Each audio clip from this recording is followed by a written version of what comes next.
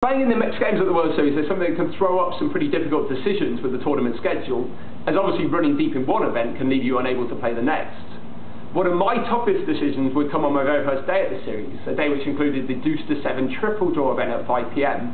But earlier that day I started another really enticing event, the 5K No Limit Hold'em Shootout event.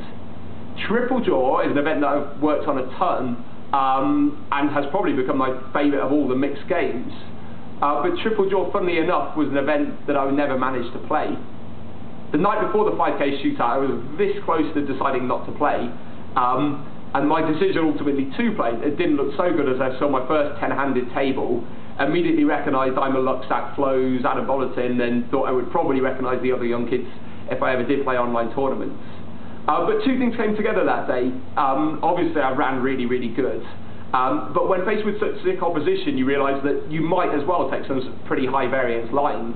And so I chose to play a style which actually I really enjoy playing, which is to sit back to some extent, get some kind of nice image, and choose to make kind of fewer but much bigger moves. A typical example, I guess, would be to kind of let the tournament players do their really kind of sick, relentless 3-betting, and just try and choose some good times to cold 4. All the big moves I made that day, I was really lucky to pretty much get away with them all, and ended up in a heads-up encounter where I would have a 6-1 chip lead.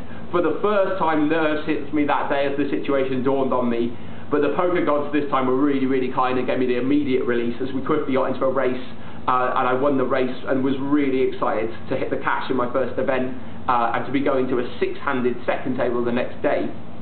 The next day at the series would prove to be one of the most grueling I've ever had, as it took us 8 hours to even hit a heads-up encounter, where I would play against a guy called Julian Nurtin, a young Dutch guy who'd played really, really good that day.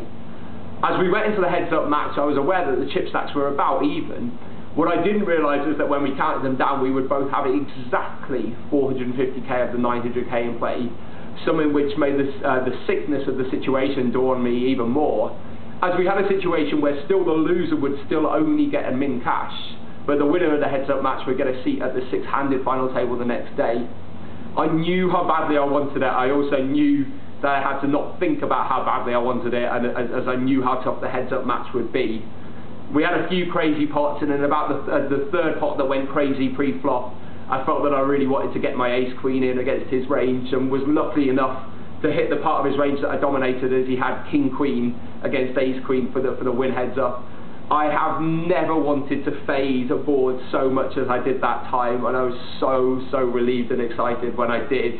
Immediately got in a taxi to O'Shea's Casino, where I knew all the guys would be playing beer pong, and a few seconds later, I'm sure everyone else in the bar wondered why about 20 English people were going absolutely crazy.